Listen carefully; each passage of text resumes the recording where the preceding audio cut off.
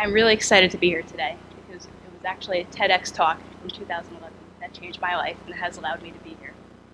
I want to talk to you about something called the illusion of convenience. It's the idea that things aren't always exactly as they seem. Thank you. And things that are made to be more convenient for us aren't actually always that convenient. One of my favorite examples of this is those automated checkout machines in the supermarket. We get in those lines and we think that we're going to check out quickly, but sometimes we get stuck behind that person. The person who can't find the barcode, or the person who can't work the keypad, or even worse, the person that still hasn't figured out how to use the chip. You spend twice as much time in the line than you had anticipated, even though you swore that you would be out there quickly. I like to call this a side effect of technology. We see this a lot in the health and wellness industry. Marketing and advertising agencies have habituated the idea that health is easily and quickly accomplished.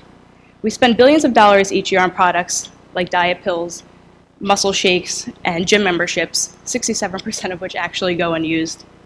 A lot of these products actually also target one specific body part. They say, hey, buy this giant rubber band to help burn belly fat, or use this pill to get better brain health. But honestly, I'm here to tell you that it's all an illusion, because that's not how our bodies are designed to work.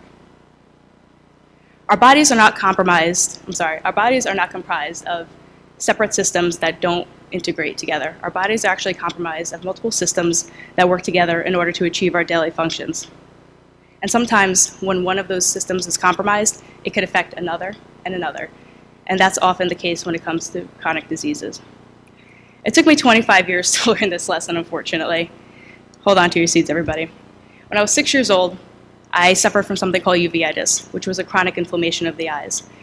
Typically, that's treated with steroids, both oral and topical eye drops. Unfortunately, one of the side effects of using steroids to treat this disease is developing glaucoma. So I developed the glaucoma, and by the age of 8, I had lost most of the peripheral vision in both my eyes and 80% of the central vision in my right eye. And that's when I became legally blind. At 21, I was diagnosed with MS. I had trouble walking. I felt pain and tingling and numbness throughout my body, and I suffered from extreme fatigue. At 23, I was diagnosed with Graves' disease, or hyperthyroidism, which unfortunately also helped to make my MS symptoms worse. I didn't understand exactly why my body was going through all of this. I didn't understand why I was so prone to disease development. I was frustrated and lived in fear of my diseases and my future. In my early 20s, I found myself on disability, living in my parents' basement, and playing a lot of Guitar Hero, because I really couldn't do much else. And although I became very good at it, I knew that I was depressed, and I knew that I needed to make a change. So in 2011, I began to do some research. And lucky for me, I actually found a TEDx talk by Dr. Terry Walls, who is a clinical professor of medicine at the University of Iowa. She too was suffering from MS, and within 3 years, she had gone from being an avid athlete to needing a tilt-recline wheelchair.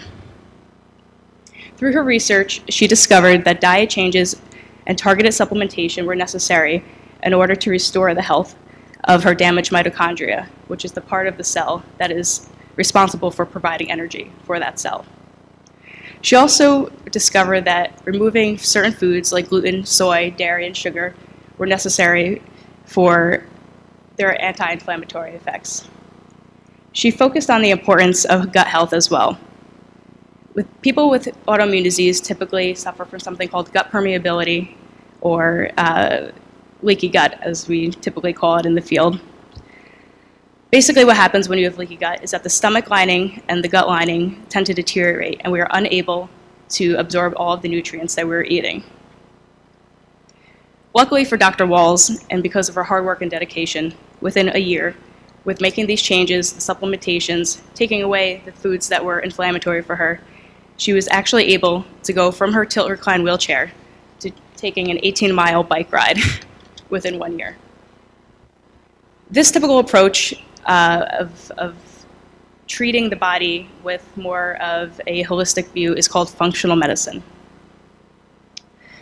In functional medicine, they tend to look at factors like genetics, diet, infections, and also psychological triggers when it comes to diagnosing and treating a disease. Functional medicine focuses on finding the root cause of why our bodies seem to have gone out of whack. And it was a really, really great thing for me to find this because it was very different from what I had been taught and what the doctors were telling me at the time. I thought, hey, I have nothing to lose. What's the worst thing that could happen if I eat some more vegetables?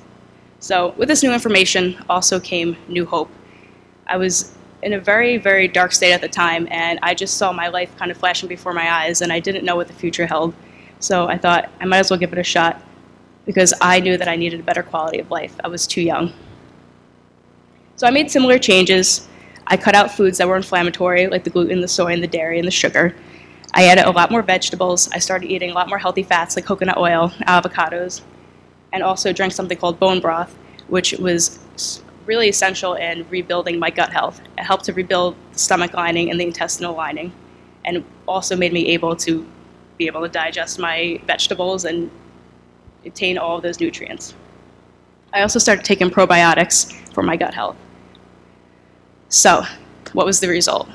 6 months into making these changes, I was off my thyroid medication, I was off my anxiety medication, and I had more energy, I was sleeping better, and most importantly, I was experiencing a lot less symptoms of MS. Now, today, I stand here before you 7 years relapse-free. One of the major things that was a big part of my diet change was actually sourcing food from local farms. I found that these foods were actually more nutrient dense because you tend to eat them a lot faster. They're pretty much from the ground to your house within a couple of days. When you ship foods across the country, or if you ship them globally, the vitamins and the antioxidants tend to break down, and we just don't receive the full benefits from these foods. Local farms are also the place where I could find grass-fed and grass-finished meats, pastured chicken, and all sorts of good homemade foods that we have been accustomed to eating over hundreds and hundreds of years. These certain particular meats that were grass-fed and grass-finished were not provoking an inflammatory response inside my body like conventional meat had been doing all these years. So I often hear two things from people when I tell them about my story and what I do in order to battle my chronic diseases. They always say, well, it's too expensive and it's too time-consuming. And I agree, it can be expensive and it is time-consuming. But no more expensive and time-consuming than being sick. Doctors, appointments, hospital visits, medication, dealing with the side effects and the psychological effects of a chronic disease, I think, are way more strenuous on a person. And where there's a will, there's a way. I had to get creative with how I was able to afford these things.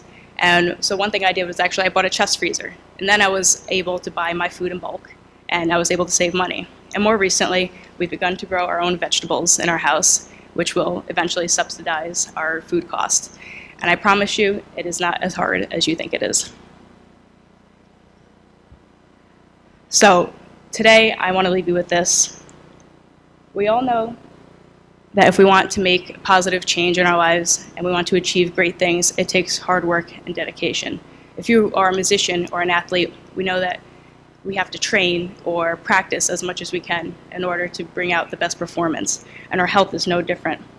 There are no quick fixes when it comes to battling chronic disease, and I implore you, to those who are battling these diseases, there is hope, but you must do the work in order to find your best health. And remember, don't ever, ever give up that hope. Thank you.